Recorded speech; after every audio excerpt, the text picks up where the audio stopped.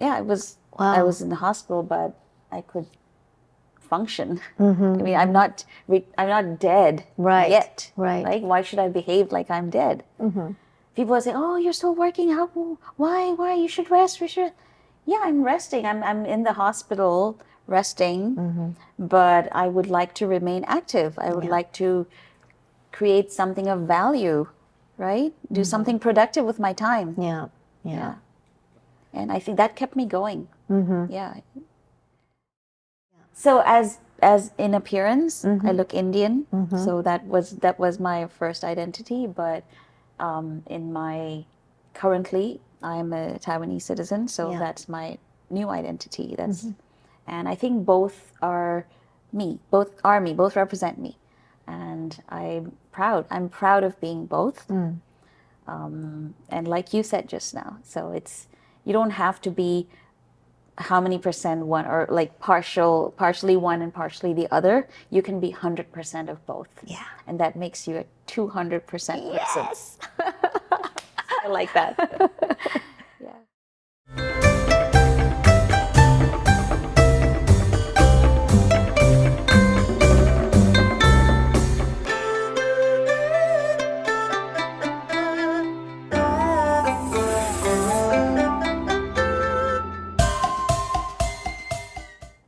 Hi, I'm Sharon Landon, and welcome to my show, Old Asian Lady. Today, my guest is Dr. Priya Lalwani Perswani. Hello, Thank Sharon. you for coming today. It's my Priya. pleasure. Dr. Priya is a entrepreneur. She owns her own translation and consulting company, and she also has a PhD in simultaneous translation. Thank you for having me. Very excited. Yeah, well, I can't wait to talk to you because it's been like 5 years. I think it's been over 5 years since I last saw you. Yeah. So, and at that time, you were one of the longest people. I mean, one of the people that lived in Taiwan the longest. Among the foreigners, yes. Yeah, yeah, yeah. Yeah. Among foreigners. And so, can you kind of tell me how you ended up here in Taiwan? So I came here in 1987 when Taiwan was actually still under martial law. And the reason I came here was because my father got a job as a visiting professor at a local university. And so our whole family came to Taiwan. My parents and my younger sister and me. Okay, so are you the only one that's living in now? Taiwan? Yes. Living in So Taiwan. they were here, my parents were here for about 5 years while he had his visiting professorship.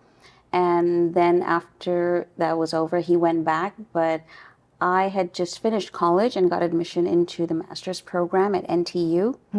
And my sister was in high school. She just entered junior high school. So we both stayed in Taiwan, and my parents went back. She stayed for another 2 years, and it was hard for me. I was young and ignorant, immature. We all were, I guess, at that age. Yeah, and so like it was hard to just take care of her younger sibling alone. So she went back to India and finished her studies there, and I stayed in Taiwan, finished my master's. Yeah. Okay. So I don't know, martial law during that time, what was it like for a foreigner to be living in Taiwan? I don't think it was any different for foreigners. I think there were more restrictions on the Taiwanese people. Okay. For me, life was pretty much as like it is now. It's just that more people on the street speak English. The young Taiwanese are more vocal. They're willing to express their opinions. This kind of thing was not so common at that time. So it was only a few months that I was here. So from February, we arrived in February, and I think later in the year, around August, I think, is when it was lifted. So not too yeah, much. not too long, not too long. So, and just sometimes people are generally very kind and somewhat shy. And I think that hasn't really changed. Yeah, but in behind that shyness, there's always that warmth and friendliness. Yeah. So these things have remained a constant, I think. Yeah, and the foreigners, I don't think got much exposure to the actual practices of the restrictions of martial law. And also I think towards the end it was kind of very loose or lenient. Yeah. So, coming here as for college and that young age, how was it adjusting? Our family has traveled around a lot.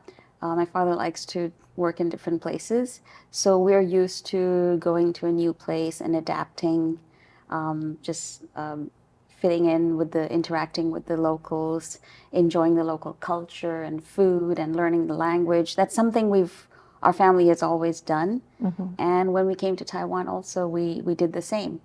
So it wasn't too hard adjusting. I would say it wasn't a challenge or anything. Of course, there were challenges, but they were not unsurmountable. Right. So language was initially a challenge, and for the first few months, so between February and September, we had a friend who worked in a nearby store come and teach us Mandarin to me and my sister, and just conversational Mandarin from the elementary school textbooks. And September is when school started. So in those 7 months, we just learned very basic Mandarin. And then I was thrown into that school environment, listening to 8 hours of Mandarin instruction, 6 days a week. All your classes were in Mandarin? Yes. Oh my gosh! There were no English programs at that time like you have now. Oh. So it was all in Mandarin. The only one subject was in English, which is English language. Yeah, all the other courses were taught in Mandarin. So you spent 7 months before your college class started, and college is not like elementary school, and it was all in Chinese. Oh my gosh! I mean, so that's why I was able to pick up Mandarin so well and so fast, because I had 39 Taiwanese classmates, and like every class, all courses were in Mandarin. So it was a crash course. It's like when when children learn swimming, is the best way is to just throw them into the pool. in the water. Yeah, that's what happened. Oh gosh, I feel so bad because now it's right. If you're not in the daily life thing, it's harder to learn a language. I mean, it's taken me so long because when I took Mandarin when I was at the university, and it was an accelerated class. I took a 2-year within 1 year, and I thought that I was going to go to China or go abroad and use the Mandarin, maybe translation or something like that. But it was 8 years after I actually finished those courses that I went to Beijing for the first time. And then my projects were always in and out. So I never really was consistent. Yeah, consistent, stuck there to really learn my language. And since I've been back now in Taiwan, it's been, 8 years now. I think over 8 years. My original thing was supposed to be 6 months. It's forcing me to learn a little bit more. So I've picked up more. Got 进步了, so a little bit, yeah. So wow, I just can't imagine being dumped right into university though, and having to. It does make a difference being in that environment. Yeah. So since you have the 2-year foundation in Chinese, once you stay in a completely Mandarin speaking place and put in a little bit of effort, it'll be really fast. So I also learned German and French and Spanish at different stages during my education, but as a subject in school, I don't speak any of those. I've never lived there, and there's no necessity to speak it. Right. So it does make a difference. Yeah. So you mentioned earlier too that that you're used to traveling around a lot, with your family and stuff. Yeah. You were born in India. India, yeah. And where else have you lived besides Taiwan before? So the first place we lived in was Germany. After I was born, my father took up a postdoc position in Hamburg for 2 years. 2 years. Okay. So the first language I actually learned in a structured school environment was German. Okay. That's where I started kindergarten. And after that, we were back in India briefly, and then we lived in Nigeria. How long? 10 years in Nigeria, but in 2 different cities. Okay, so you picked up the local language there too, or no? No, it used to be a British colony, so the official language is English. So Oh, that's the right. language we had in school.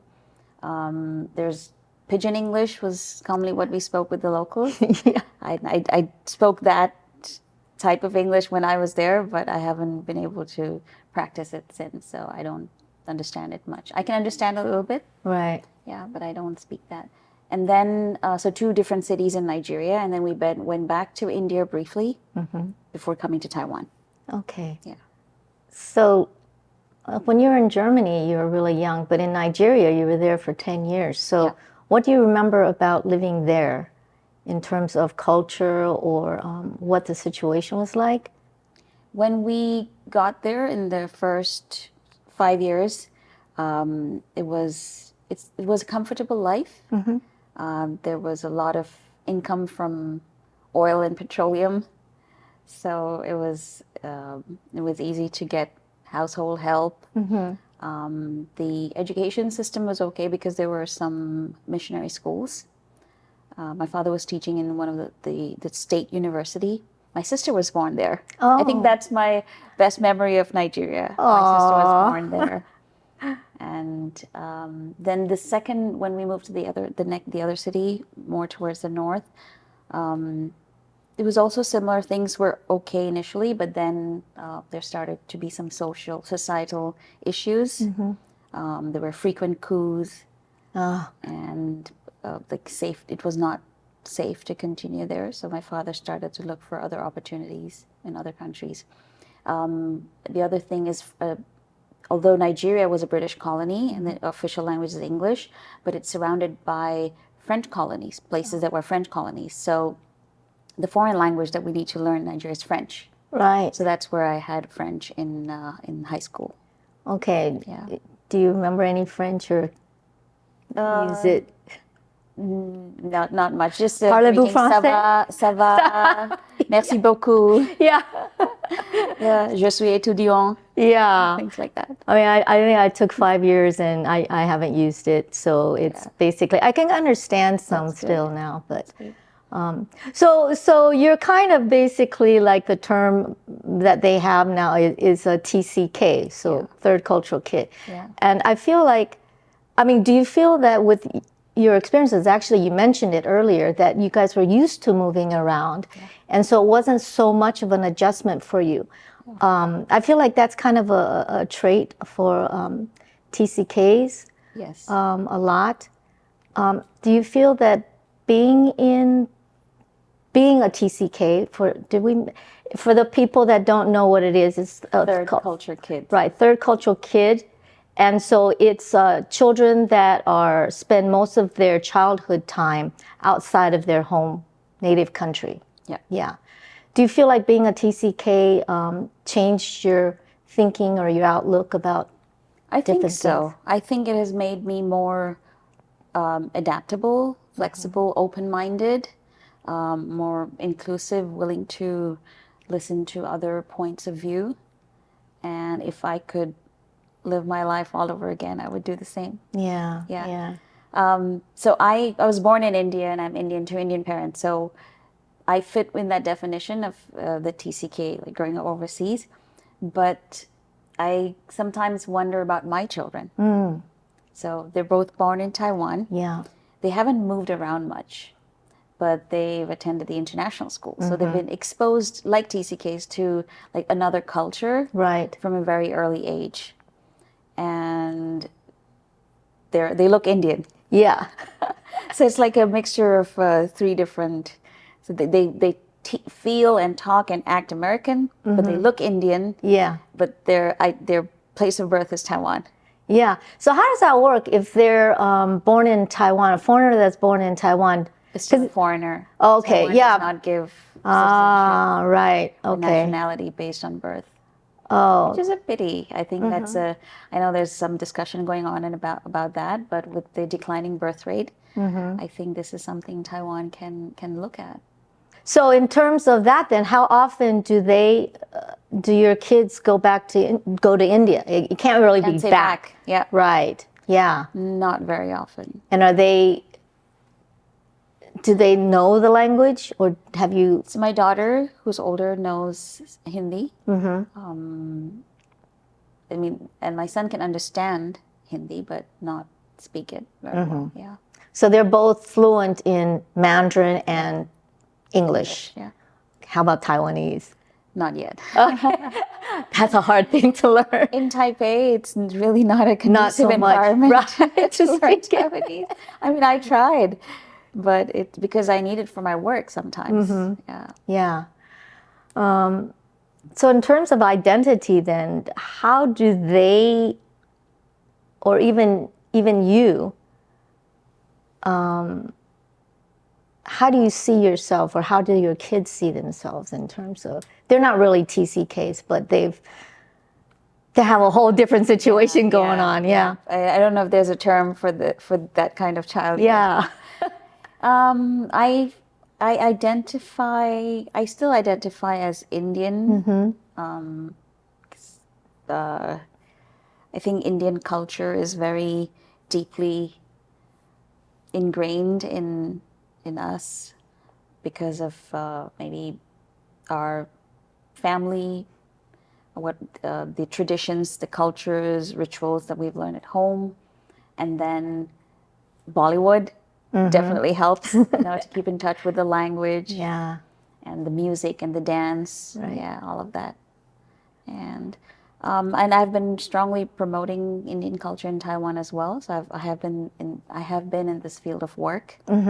Yeah, so I think that would be my first identity, but not my only identity. I don't think identity has to be exclusively one or the other. Yeah. I believe that, I know that there are discussions about TCKs feeling that they don't belong anywhere, neither here nor there, but I feel like I belong to all of them. Yeah.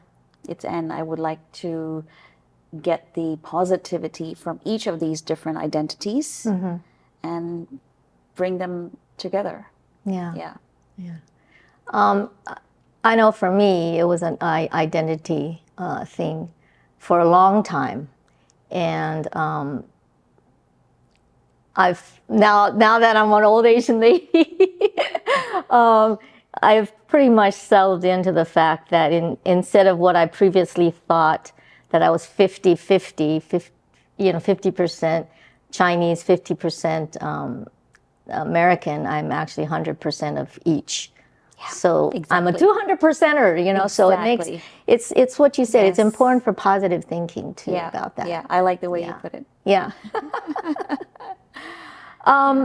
So in terms of your language and being here and living here for so long, your company does translations in Mandarin, English, and Hindi. Or yeah, I can do Hindi and Sindhi as well. And Sindhi. Oh, okay. Yeah, so Sindhi is another Indian language. Okay. Yeah. Why interpretation?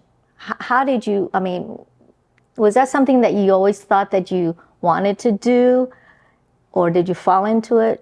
I fell into it. Okay. I used to work at the India Taipei Association. So after I finished my master's, or actually during my master's program, India and Taiwan set up offices on both sides.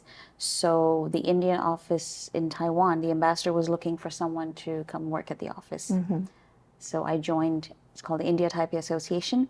I joined them in 1995. We set up the office from scratch, and I worked there till 98 when I was pregnant. Oh. So I was going to have a baby, and I needed something flexible to give me time to be at home with my child. And I had a colleague who used to do interpreting, and she was migrating to the US.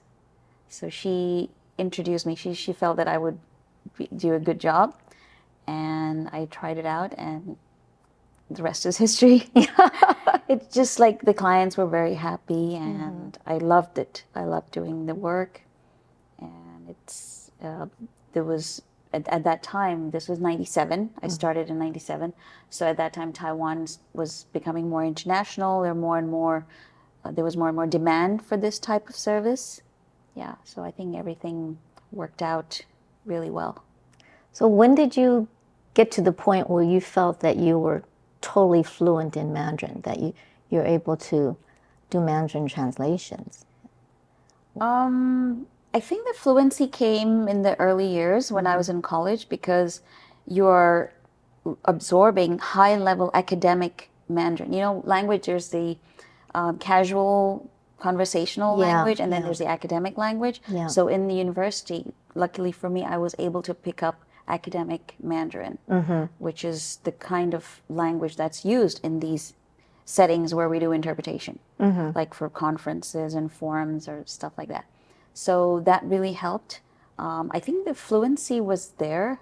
And because I learned Mandarin at a young age, I've been told I don't have an accent. I mean, I have a local accent. Right, I should say, not no accent. So yeah, your accent is probably better than mine. I still have one. it's I like learning languages, so I like to mimic different accents. Yeah, yeah. Even in English. So before coming to Taiwan, I didn't have an American accent. This is something I picked up here because the cram schools all wanted American English. Right, right. So I just listened to some content like CNN, ICRT for a couple of months and changed the accent. And learning Mandarin was also similar. So I was just immersed in that environment and I was able to listen to like proper Mandarin. So the fluency, I think before I graduated college, it was okay. But I never thought I would use that as that would be how I earn my living. I never thought I would go into that field. Yeah. Okay. Yeah. And of course, you started your own company. That wasn't when your daughter was born, was that? No, first I was just working as a freelancer. Right. But so because of the labor laws in Taiwan, it's quite strict for foreigners working with other companies. You know, like you either have to be on the payroll, get a work permit, or have it. The APRC system started later. Oh. Initially, it wasn't there. So every employer or for every job, you needed to have a work permit, which became quite difficult for the client. You know, like this is a 1 or 2 day project, maximum 1 week project. If they have to go through the hassle of applying for a work permit because the interpreter is a foreigner, they're not going to hire me. Yeah. So that's why I decided to set up a company. So that way it's B2B, and I can just issue an invoice, and then my company hires me. Okay. Yeah. So it works like that. You're talking about ARCs and stuff. Do you have that golden, what do they call it, the new thing that they put in place? Yeah, I feel like the gold card. The gold card, yeah. Yeah, they have the gold card. They have a plum card. And there's the APRC. Right. Yeah. I don't have any of these at the moment. I've been through some of them. If I'd waited a bit, I don't know, I hope I would have gotten a plum card, but I naturalized a few years ago. You're naturalized Taiwan citizen now? Yeah. You didn't have to give up I did. you totally gave up if you receive a plum card from the Taiwan government, you don't need to give up your original citizenship. Okay. Yeah, but if you choose to naturalize yourself, you have to give it up. Oh. Yeah. Also, India doesn't allow dual citizenship. Okay. Okay. Yeah, because I was kind of concerned about a dual citizenship here for Taiwan and the U.S. And people were telling me, "Oh no, you better make sure that you don't lose your U.S. citizenship." But then I found out that actually U.S. does allow dual citizenship. US allows. Yeah, if you have something to do with the country Connection, that So that was kind of the U.S. allowed. It's Taiwan that has a requirement when you go to apply for the citizenship naturalization. You have to show a certificate of renunciation of your original citizenship. Okay. Which is what a lot of the foreigners feel isn't fair, because Taiwanese people can go get any citizenship of anywhere if they want without having to give up Taiwan.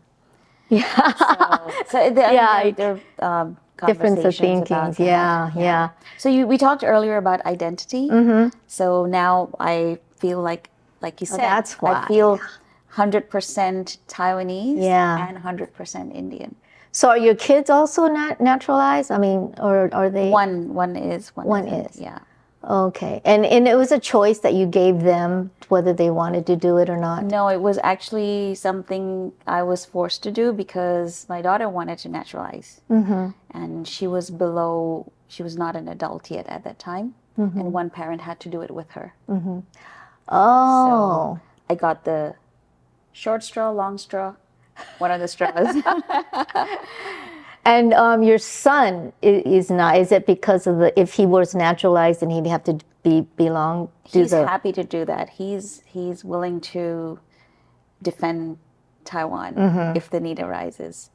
So he doesn't have problem with military service, but we don't, like, sometimes the future of Taiwan is a little bit worrisome, sadly. Yeah. So I guess we just wanted to make sure that we have options open. So half the family is Taiwanese, half the family is Indian. That Okay. way, in case we need to that's do anything, we have a backup plan. Okay. Oh, so your husband is also has Indian citizenship. My husband is still. Indian. All right. So it's the girls that have Taiwanese citizenship and boys that have Indian citizenship. Yeah. Okay, that's always good to have a plan B. Yeah. Sure. Yeah. I hope it's never needed, but yeah. With the situation in Taiwan now, there's a lot of people are concerned. Yeah. But so interpretation, what are some of your favorite, what's your favorite thing about doing interpretation? I love that I can meet so many different people from very diverse backgrounds and learn new things. Yeah. For that normally, like, someone working in one field wouldn't possibly be able to learn knowledge from so many different areas. So whether it's like medicine, pharmaceuticals, blockchains, AI, and culture, arts, music, everything. Yeah. And then just meeting lots of different people. And that's what I like. Also, I don't need to take my work home. Oh. So I started when I had my daughter, right? And with interpreting, I mean, you do need to do some preparation beforehand. Yeah. Read through the material, but then you go there, you do the talking, and you're done. Yeah. You don't have to go home and just do reports and do translation, type, or any of that stuff. Right. It's over and done with. Do you have like a separate office space, or no? Because most of my work takes me to the client end. Anyway, right. It's only except during Zoom. Yeah. That's when we realized, oops, I need a nice studio with a background. Oh, you mean during COVID time when you had to do all your work? COVID, right. Yeah. Zoom was, it got really popular there in COVID, and it's been really, I feel like it's a positive step forward. Change, yeah. Yes. In a lot of meetings, it's continuing now, even though COVID is over. But people have realized that it's an efficient way of having meetings when people are located at different locations. Yeah. Yeah. So okay. So are there any things that you? I know you're a very positive person, but are there any things that are difficult? I mean, or hard about Taiwanese.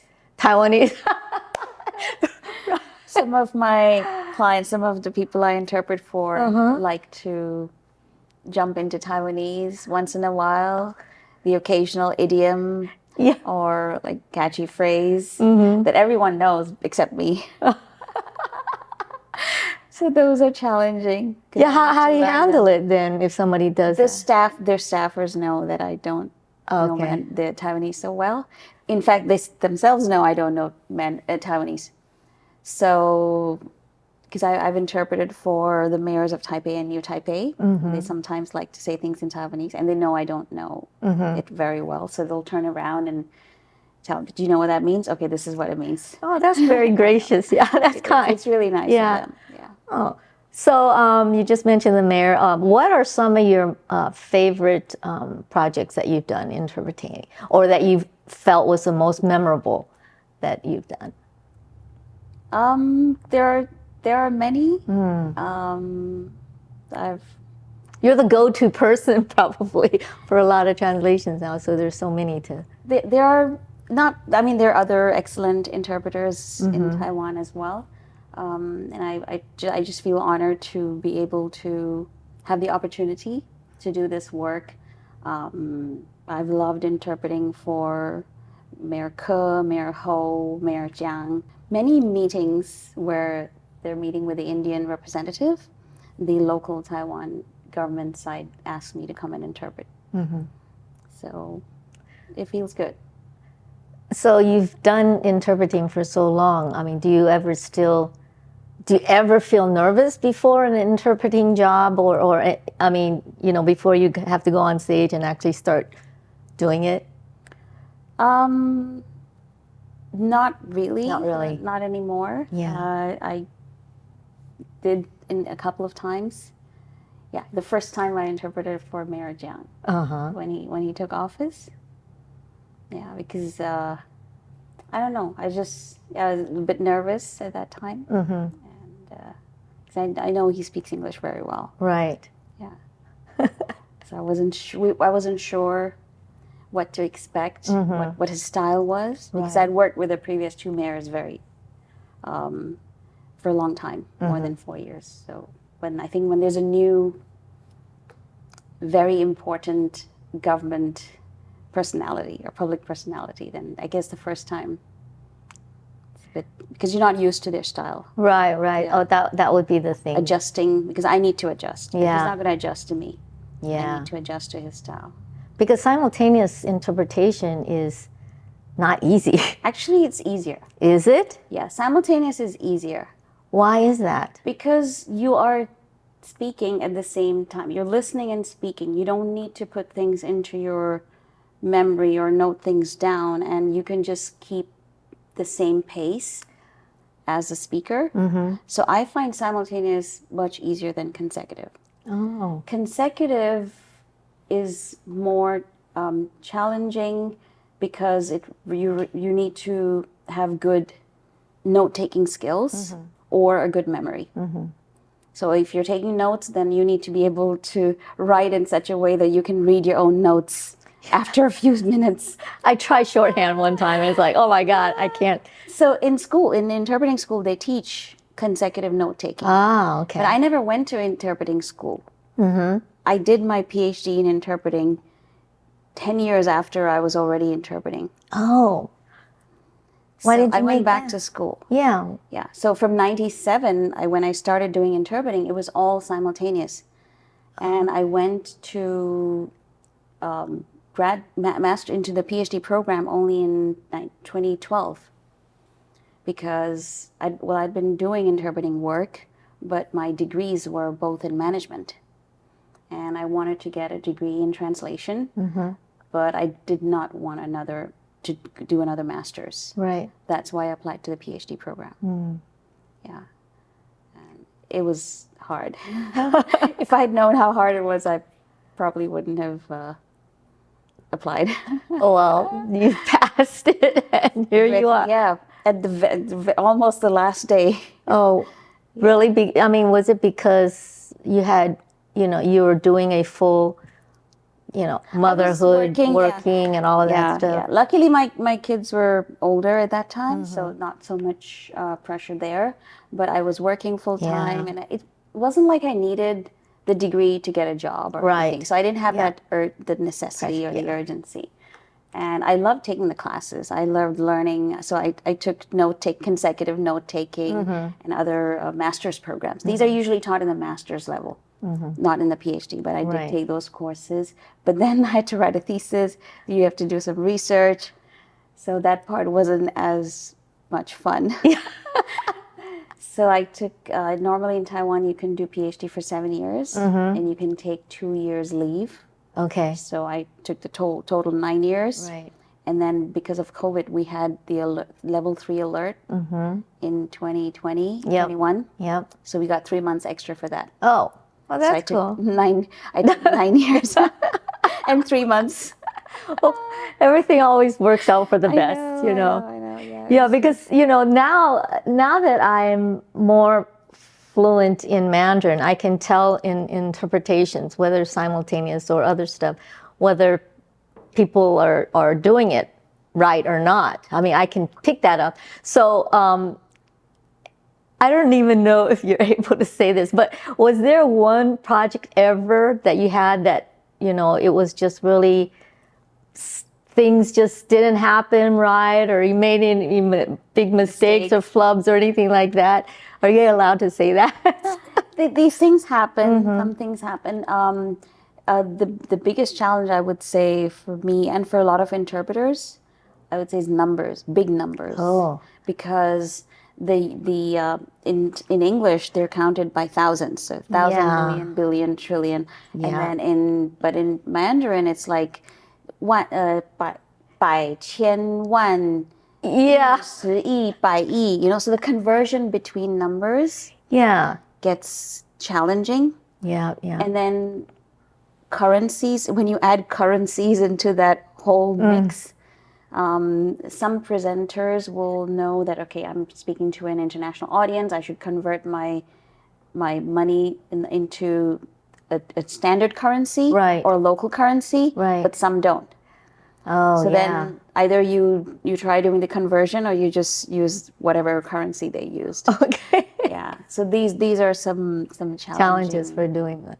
Okay, that's interesting. wise. I never really thought about that. Yeah, because if somebody's saying something to you dealing with money and things in Chinese, and then you have to, I feel like it's a little bit easier for some reason to do the money wise from Chinese to English, but when I try to do the English into the Chinese money, because there's that 10,000 extra thingy there that kind of throws me off a lot. But it's not even 10,000 and 10,000 every time. It's like some are 10,000, but then it's there's also 100,000. Like is is that that's a million? 100 million. 100. Oh yeah. Numbers are just. It's and then India has its own set of different numbers. You know, like lakh, that's 100,000, and then there's crore. And then lakh crore. Oh my gosh. That's crazy.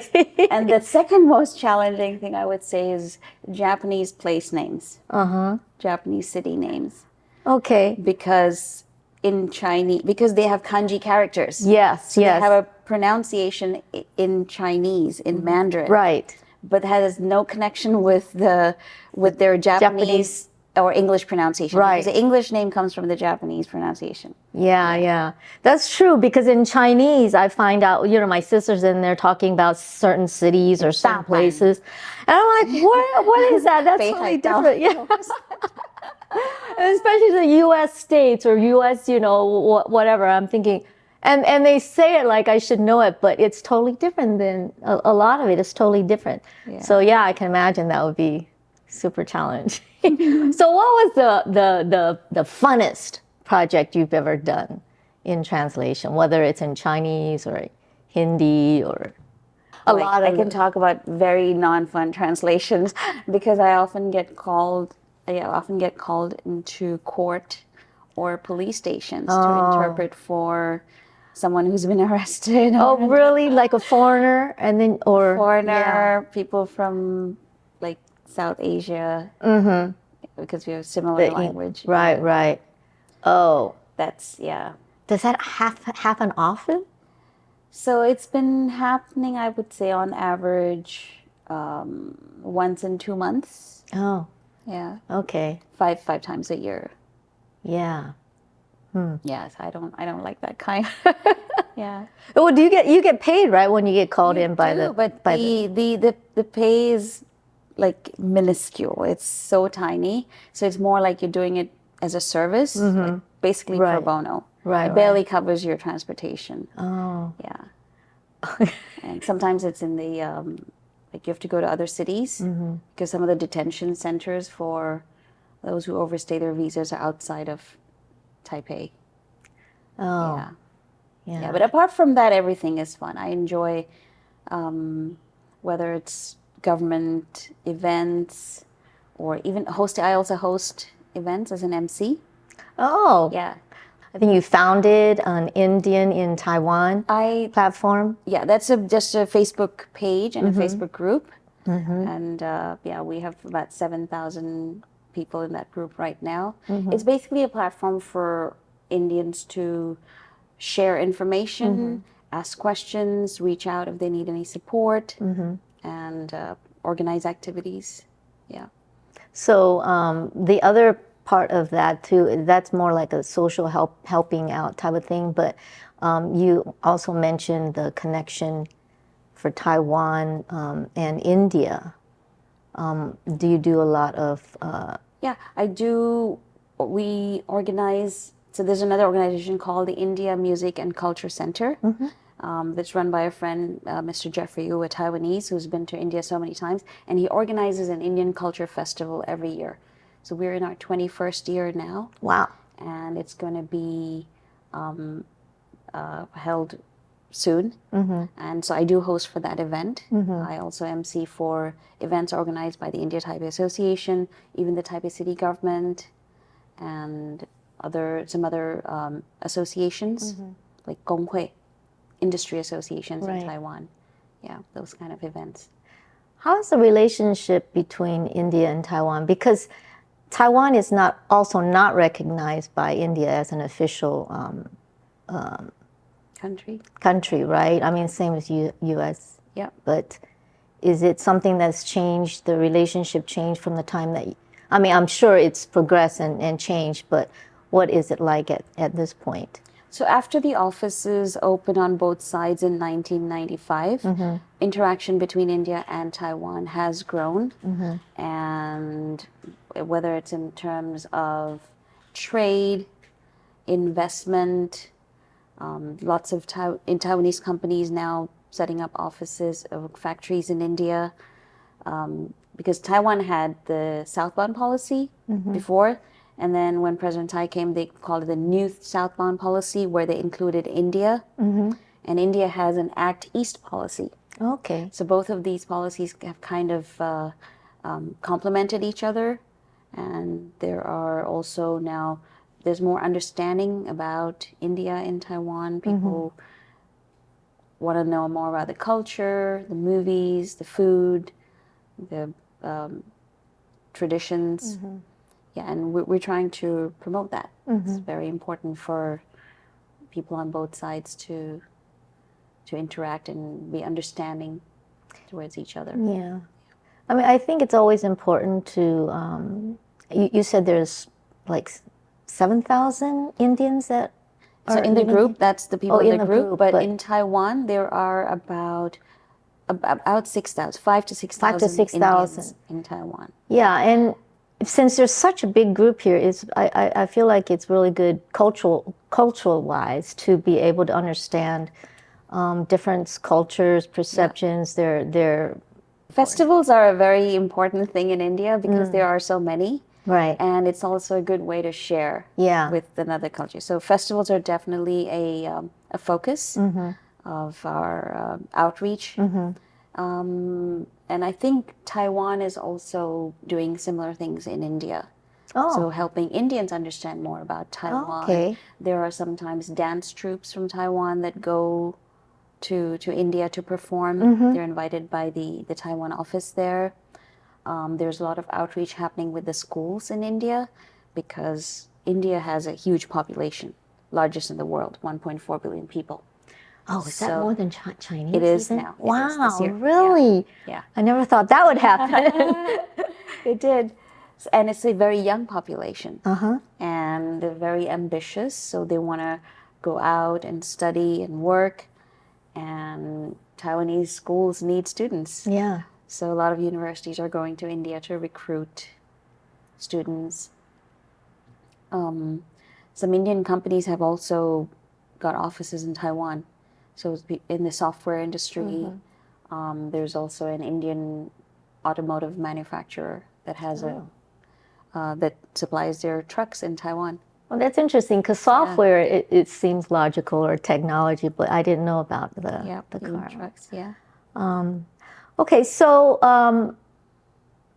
I understand. I'll just get a little bit more personal now, I guess.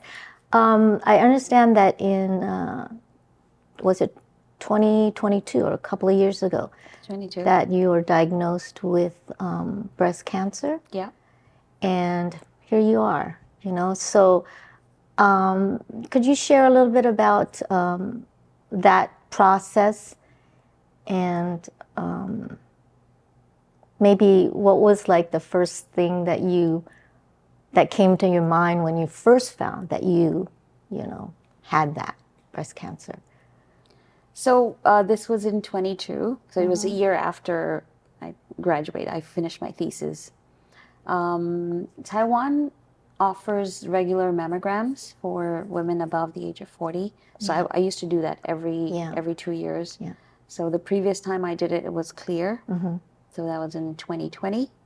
But then in 22, when I went for the mammogram, there were 2 lumps. And the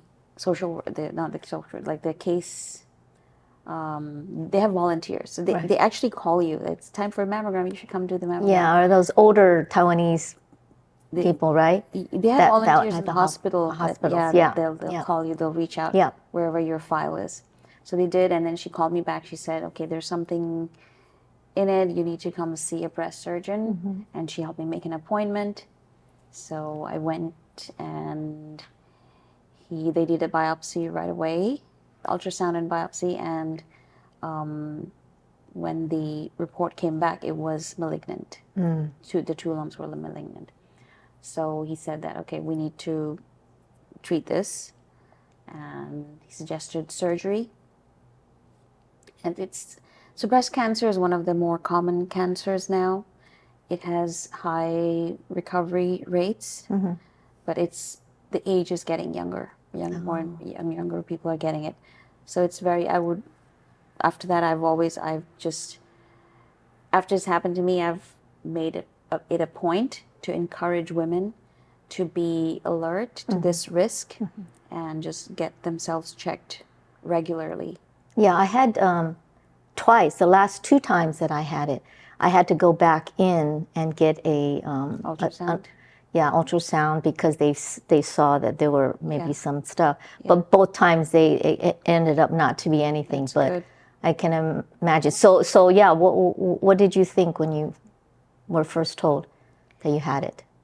I thought about the treatment. I thought about how to That was the first thing that thoroughly you thought about. Was, Yeah. wow. So I wasn't like, I know Very logical. people. Yeah.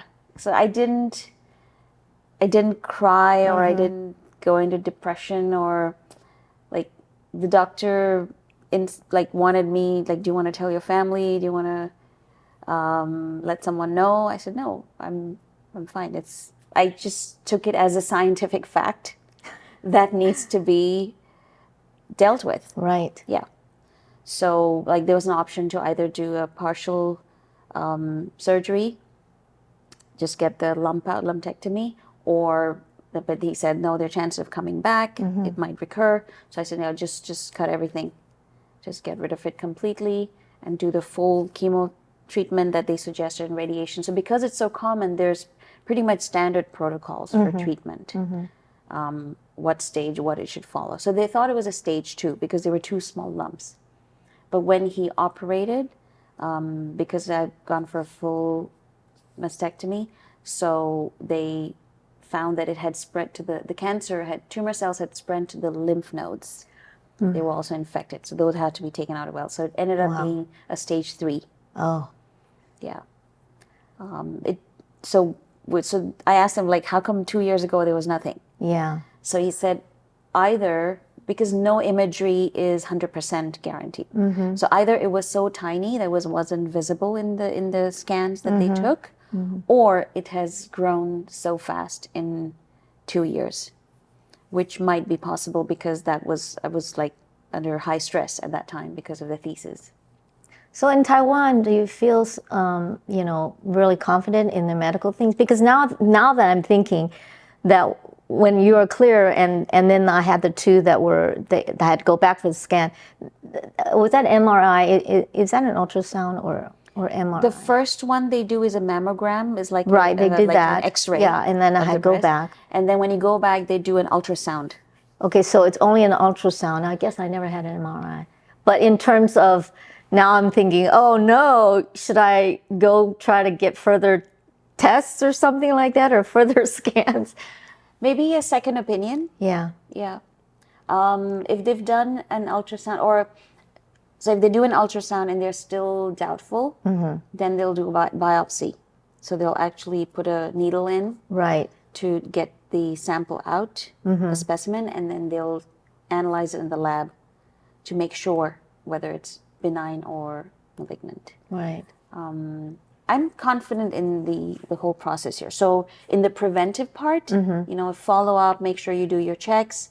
And if they find something suspicious, they also follow up, make sure you get it checked again. And if there's something wrong, then the care that you get here, it's world class. Yeah. At a cost that is affordable. Yeah. Yeah. Yeah. I think a lot of people don't realize Taiwan really has a very, very advanced medical care in a lot of different ways. I mean, there's some stuff when I go to the Taiwan hospital, because the privacy issue is not as it is with overseas, but overall, when the care and the what do you say? Facilities. Yeah, facilities. All of this is very really, good. really Yeah. good. So you made the decision to do all of this. Was it with family, or you just made these decisions yourself in terms of your care? Yourself. And in consultation with my doctor. Okay. Yeah. And at what point did you? So you already made your decision, and then you told your family, forced, or? Yeah, I had to, because to have surgery you need to have next of kin. Someone needs to be there because you're you've anesthesia, general anesthesia. So you need to have family present during the surgery. So my doctor said, you have to tell someone. So I told my daughter. The last doctor visit I had before the surgery, I took her. Yeah, she had a very strong reaction. Oh. Yeah, I think both my kids were. I think so in our family, I'm the rational, yeah, I was going to say logical, cold.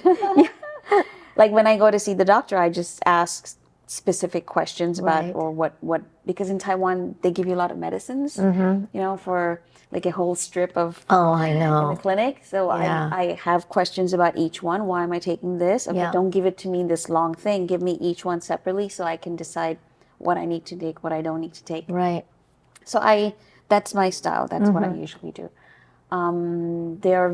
They're more sensitive, and so that's why I prefer to handle it myself, because if I told the others, I would not only have to take care of myself, I'd have to take care of them as well. Lots of opinions about what you got to do. Yeah. No, I mean, like if you so were to much. tell people ahead of time and stuff, Yeah, they would probably, yeah.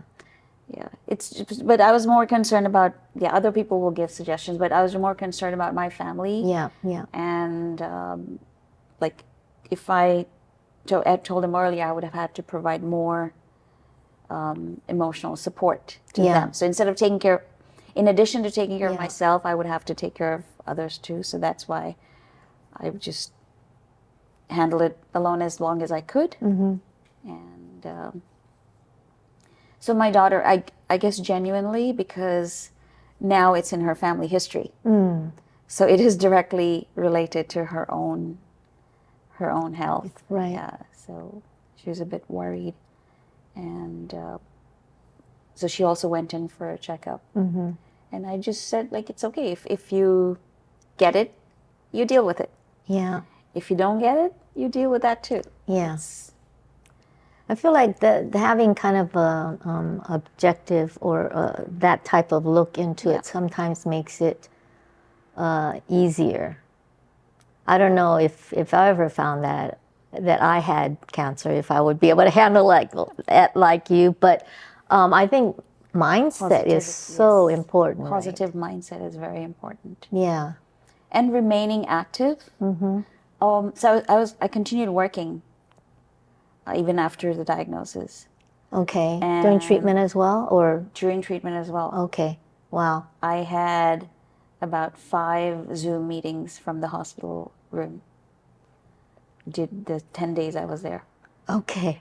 Did you put on your makeup and all of that stuff? So usually, luckily, interpreters are usually not seen. Oh yeah, that's right. So that's we're good. just in the background. Our cameras are usually off. Okay. Yeah. Oh. So, yeah, it was. Wow. I was in the hospital, but I could function. I mean, I'm not dead yet. Right. Like, why should I behave like I'm dead? People are saying, "Oh, you're still working. How? Why? You should rest. We should." Yeah, I'm resting. I'm in the hospital resting, but I would like to remain active. I would like to create something of value, right? Do something productive with my time. Yeah. And I think that kept me going. Yeah.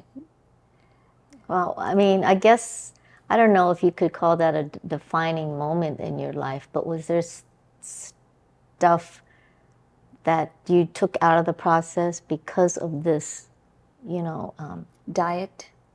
diet? Yep. Okay. Realize the importance of paying attention to one's diet, eating healthy, exercise. Yeah. It was a good reminder. Yeah. So I've tried to make healthier choices. Yeah. I think it takes something, oftentimes we take life so for granted. Yeah. And we don't think about things like that until something really happens. And oftentimes it's, too late, but at least for you, it worked fine. I mean, during the treatment that you had, did you ever feel, I know you worked through the whole thing, but were you ever at any point where it was, it's really hard right now, or ever go through that period? Not related to the treatment. Okay. No. Okay. Yeah. Yeah. Other things. I think there are other harder things. Right. Yeah. Treatment was the doctors, the medical staff was doing their job, and the hospital's very near to my house. I just go get my chemo, come back, and rest. COVID made it a bit harder, I think, because I had it during COVID, and I had COVID during my treatment. Oh, you had COVID during your treatment? Wow. Yeah. Oh. I tried so hard because your immunity is low, and I tried so hard to avoid contact and stay safe. And I caught COVID probably in the ward when I was getting chemo. Okay. So it wasn't outside exposure to anyone. Right. This was already when the cases were higher. It was spreading. Yeah. But then because I was getting chemo, my white blood cell count was low. So I had to be in the isolation ward. Yeah. That was quite an experience. I mean, I haven't had COVID. I haven't had cancer, so it's just. But yeah, I still haven't caught COVID yet. That's why I'm super careful. But I thought to myself, so many people I know have had COVID. So at this point, I had my vaccines and stuff. At this point, I don't know if it's as dangerous as it's not people as thought serious it was. or dangerous. It was at that time, but Yeah. now it's not. And if you're getting your vaccines, that's good. Yeah, I'm also getting I keep getting the vaccines whenever there's a new one, whenever it's time for me to get it. Yeah. So now are you totally fine with breast cancer, or is there stuff that you have to still So check I up? am in remission. I Okay. have to go for regular checkups. So the last time they checked, everything is clear. It seems to be all the tumor cells all seem to be destroyed. I do need to take a medicine, a pill, for at least 5 years. That's Liu. So it works on the hormones, the female hormone, to kind of reduce your chances of getting a tumor. Okay. Yeah.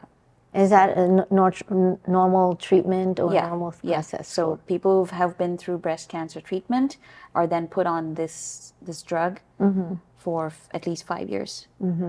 And regular follow-ups every 6 months. You had a mastectomy, you said. Has that affected you in any way in terms of your attitude or your self-identity or anything like that? No. No? No, Amazing. I don't. Yeah.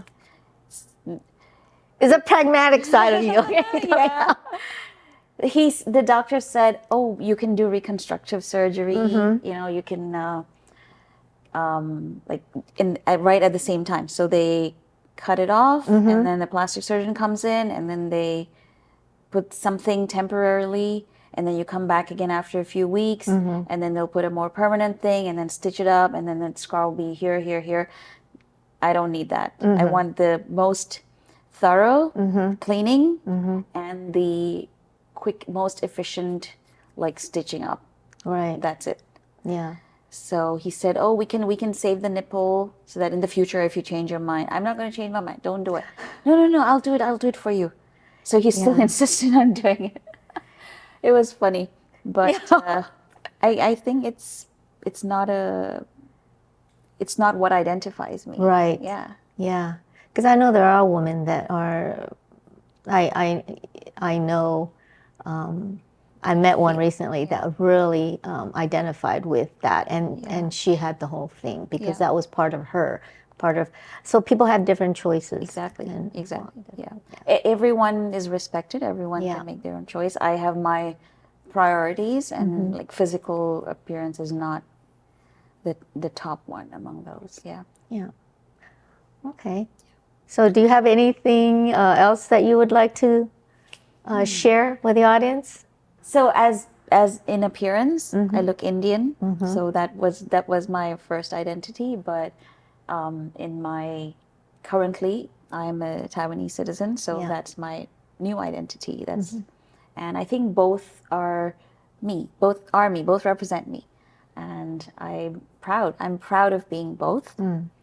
And like you said just now, so you don't have to be how many percent one, or like partially one and partially the other. You can be 100% of both. Yeah. And that makes you a 200% person. Yes. I like that. Yeah. Okay. So if somebody wanted to find you for translation or even just to hear about your story or what you're doing for India, where would they find you? I have Facebook and Instagram. On Instagram, I'm Priya Interpreter. And Facebook, I'm Pryia Translator. I'm also on LinkedIn and Twitter.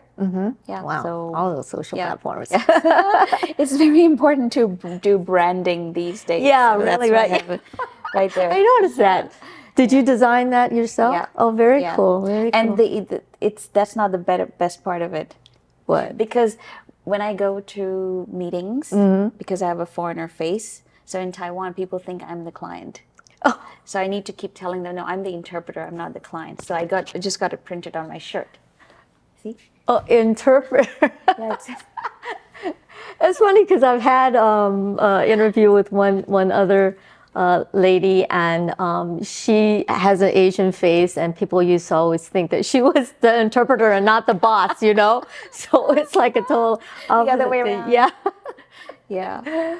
Okay, so thank you so much, Priya, for sharing your story with us, and maybe we'll have you back to talk about some other things I know that we missed this time around. But Sure. So Always ready. Yeah. Thank you all for joining us today, and we'll see you next time. Bye-bye. Bye.